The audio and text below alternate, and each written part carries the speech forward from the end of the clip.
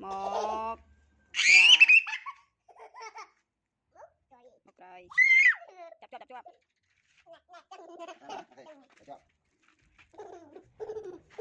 Sweet đầm hello chặt tu người đó ai tục Pino đuôi bạn cô nạp bạn có ích sơ có ích ngập bọn một ai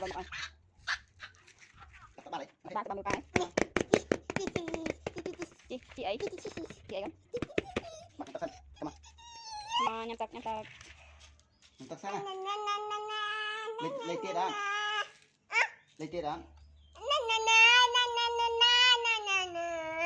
gọi đi con nè